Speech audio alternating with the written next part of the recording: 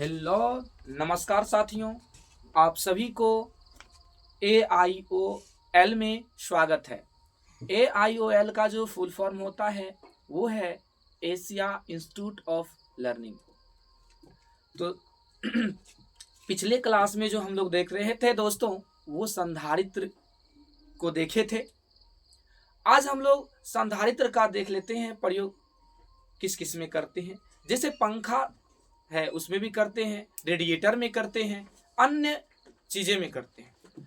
अब ये संधारित्र लगाया कैसे क्यों जाता है?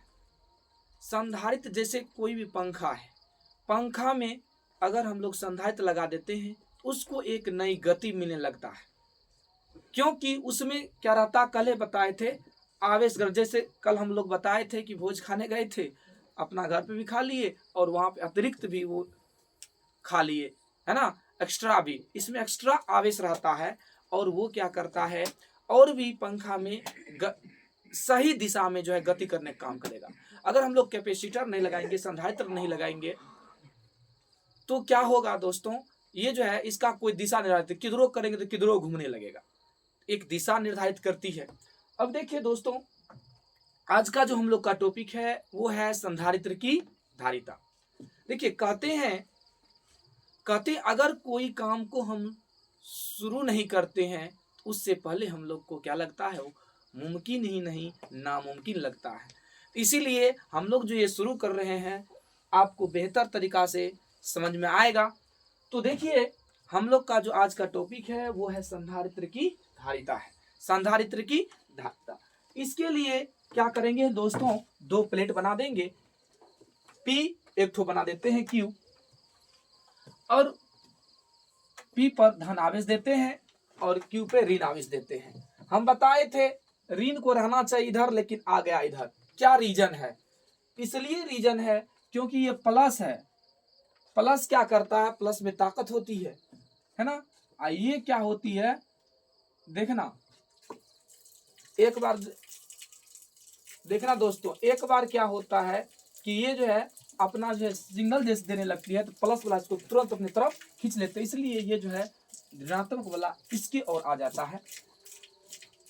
ठीक है दोस्तों, ये हम लोग कल बात कर चुके थे। आज हम लोग का जो बात है, ये संधारित्र की धारिता क्या है, संधारित्र की धारिता क्या है। जितना हम लोग प्लेट पर आवेश देंगे, जितना चालक प्लेट में हम लोग आवेश देंगे, उतना विभव का मान अधिक बढ़ेगा, और जितना आवेश का मान हम लोग दोस्तों कम देंगे, उतना विभव का मान क्या हो जाएगा, कम हो जाएगा, है ना। तो मतलब क्या, ये जो विभव जो किस पर निर्भर करता है, विभव जो है, विभव जो करता है आवेश पर निर्भर। इसीलिए क्या होता है दोस्तों, आवेश जो होता है, आवेश का जो होता है समानुपाती होता है विभव। अगर हम लोग आवेश का मान बढ़ाएंगे दोस्तों, तो क्या होगा कि विभव का मान घट जाएगा। विभव का मान क्या हो जाएगा, घट जाएगा। अब देखिए यहाँ पर क्या होगा, ये जो समानुपाती है, अगर इसको हम लोग बराबर का चिन्ह देते थे, कांस्टेंट टर्म जोड़ना होता है नियतांक, तो वो नियतांक संधारित्र की धारिता, इसलिए हम लोग क्या लेते हैं, C लेते हैं। C इंटू भी हो जाएगा।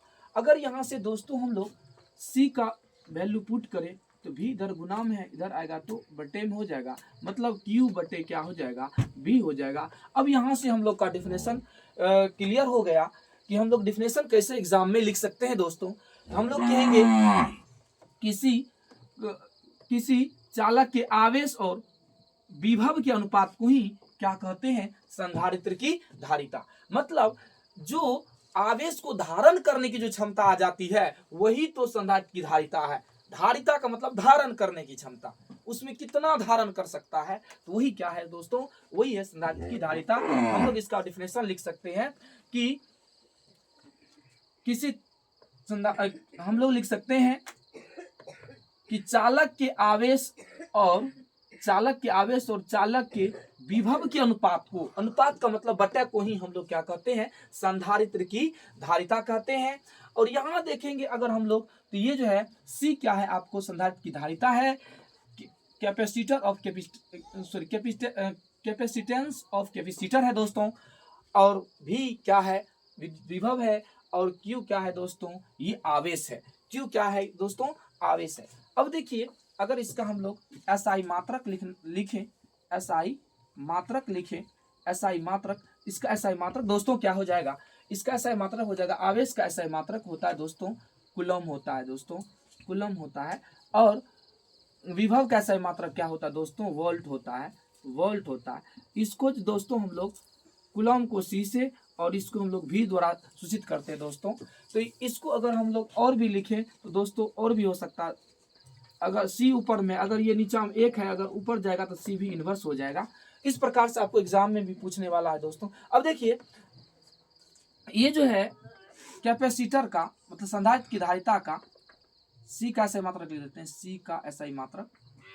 कैपेसिटर का जो है सबसे जो बड़ा मात्रक है दोस्तों वो इसको फेराड में कैलकुलेट करते दोस्तों, फेराड में, फेराड में, फेराड में, फेराड में इसको, फेराड में इसको हम लोग एफ लिखेंगे दोस्तों, एफ। अब देखिए एफ जो मेरा आया, एफ ये फेराड है। अब जो देखिए 1 फेराड बराबर जो होता है, अगर 1 फेराड बराबर क्या होता है दोस्तों, 1 कूलम बटे में 1 विभवांतर कह देगा। 1 फेराड से आप क्या समझते हैं, तो हम बोलेंगे पर इकाई विभवांतर में उपस्थित इकाई कूलम को ही हम लोग क्या कहते हैं दोस्तों, या 1 कूलम आवेश को ही हम लोग क्या कहते हैं दोस्तों, विभव को।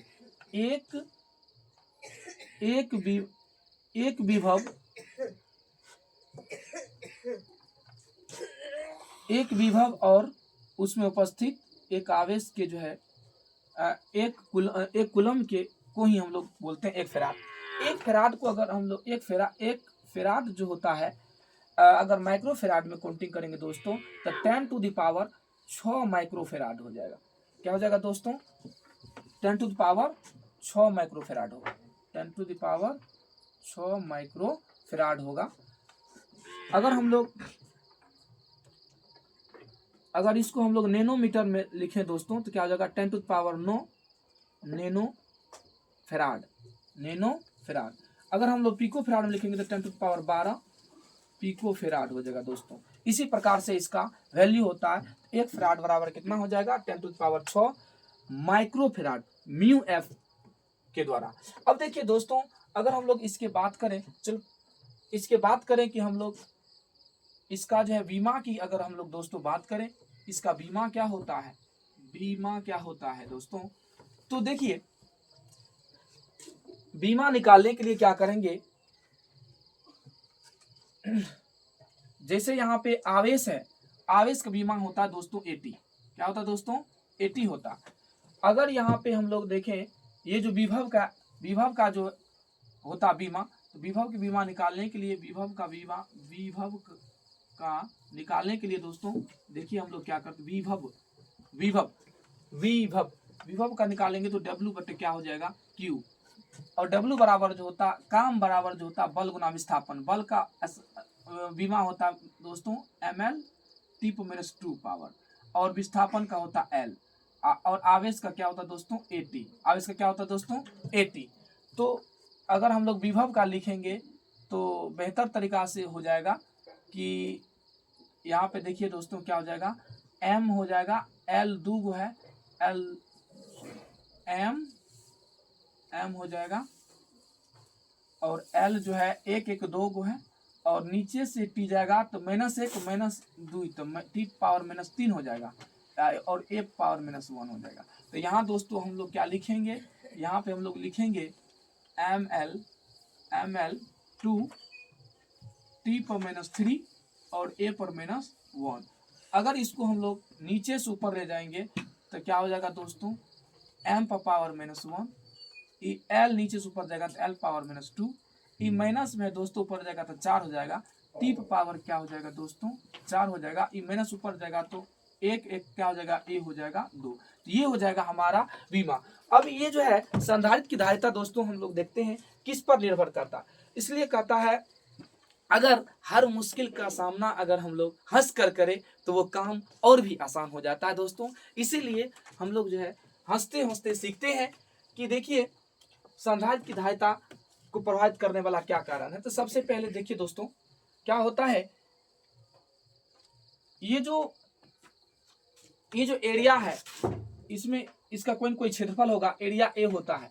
तो ये जो होता है एरिया कैपेसिटर जो होता है, संधारित्र की धारिता जो होता है एरिया का समानुपाती है। ये क्या है दोस्तों, ये क्षेत्रफल, एरिया को क्षेत्रफल बोलते हैं। इसका कहने का मतलब है दोस्तों कि अगर हम लोग धारिता का मान बढ़ाएंगे तो क्षेत्रफल का भी मान बढ़ाना पड़ेगा। धारिता का मान बढ़ाएंगे तो क्षेत्रफल का भी मान घटाना पड़ेगा, और क्षेत्रफल का मान अगर घटाएंगे, क्षेत्रफल का मान घटाएंगे तो इसका भी मान हम लोग को घटाना पड़ेगा। और इसके बीच की दूरी दोस्तों लेते हैं डी। दूसरा प्रभावित करने वाला कारण है सी, जो है इनवर्सली प्रोपोर्शनल होता है डी। इसका मतलब ये होता है, इनवर्सली का मतलब होता है व्युत्क्रमानुपाती। अगर हम लोग संधारित्र की धारिता का मान बढ़ाएंगे दोस्तों तो ये जो होगा इसकी दूरी घट जाएगा। अगर संधारित्र की धारिता का मान हम लोग बढ़ाएंगे तो ये घट जाएगा इसको, लेकिन धारिता को हम लोग बढ़ाएंगे तो ये घट जाएगा। अगर इसको घटाएंगे तो ये क्या हो जाएगा, इसकी ये बढ़ जाएगा दोस्तों। इसलिए इसको बोलते हैं, ये क्या है, अब व्युत्क्रमानुपाती है। दूरी का डी क्या है दोस्तों, तो डी है आपका दूरी, सी तो जानिए रहे हैं। और तीसरा जो है दोस्तों, ये जो होता है सी जो होता है माध्यम। कोई माध्यम हम लोग मान लेते हैं कि क्या है, एक माध्यम है, कोई भी माध्यम हो सकता है, माध्यम इसका समानुपाती है। कहने का मतलब अगर माध्यम हम लोग उसमें ज्यादा दें तो धारिता ज्यादा होगा, अगर माध्यम कम देंगे तो इसका मान कम हो जाएगा। इसी प्रकार से हम लोग आज देखें कि संधारित्र की धारिता क्या होता है। एक बार फिर से डिफिनेशन देख लीजिए दोस्तों, एक बार में ही याद हो जाएगा। संधारित्र की धारिता कहेंगे किसको कहते हैं, तो हम लोग बोलेंगे किसी आवेश और विभव के अनुपात को ही हम लोग क्या कहते हैं, संधारित्र की धारिता।